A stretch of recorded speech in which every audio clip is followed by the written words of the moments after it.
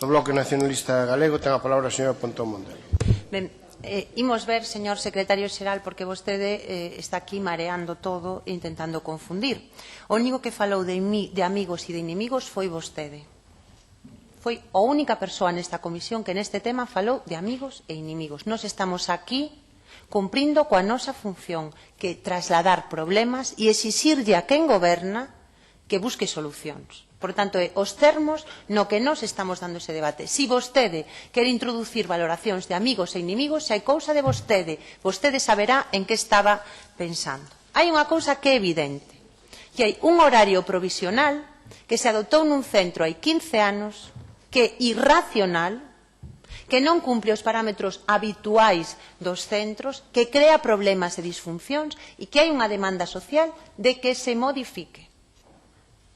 Imagino que se a Consellería estuvo intentando modificalo é porque ve que hai unha necesidade nese sentido. Polo tanto, non vaya vostede en contra dos pais e das nais que democrática e legitimamente están reclamando un mellor horario para os seus fillos e para as súas fillas. Imagino que ata aí estaremos de acordo.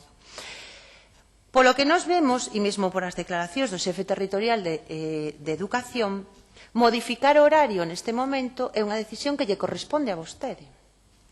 Porque as súas declaracións son que el non pode facer nada máis porque transcende as súas responsabilidades. É dicir, ten uns superiores que son cargos políticos que teñen que decidir se isto se fai ou non. Entón, vostede mesmo tamén nos recoñeceu. É un horario extraño, non é o mellor desde o punto de vista pedagóxico, non é o mellor desde o punto de vista da conciliación e, por o tanto, nós o que lle requerimos é unha solución. Intentárono por unha vía. Era o seu plan A, que me imagino que sería o máis económico. Non lle critico. Non funciona. Cal é a outra alternativa? Van a vostedes dialogar ou non con estas persoas? Vai a Xunta buscar ou non unha solución?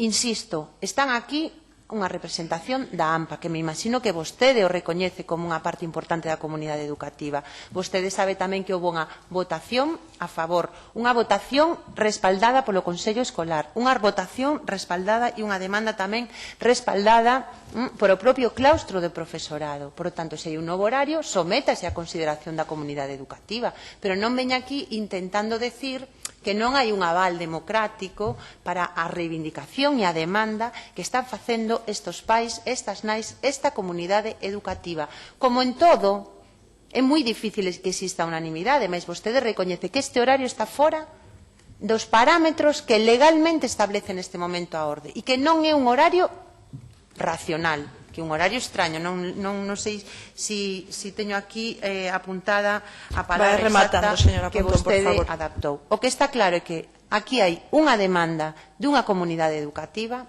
e nós o que volvemos a repetir é, primeiro, que entendemos que é lóxico e racional o que están dicindo, que non pode primar máis o custe do transporte escolar que un horario que se adecue mellor ás necesidades dos nenos e nenas, porque hai unha clara discriminación. E non me veña vostede coa cuestión de que non hai recursos, porque podería poñerlle miles de exemplos de gasto superfluo, absolutamente inútil, menor que o coste desta modificación. Por lo tanto, pediríamos, e creo que honraría que vostede hoxe se reunira con esa AMPA, pero o máis importante, que poña e que asuma o compromiso de poñer sobre a mesa unha solución a este problema.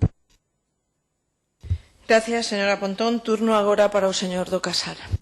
Gracias, presidenta. Bos días de novo. Señorita Ben, podemos seguir dándolle voltas a esta situación o tempo que queira. É dicir, o tema ven de longo, eso sabémolo, dende hai 15 anos, hasta aí, digamos, coincidencia.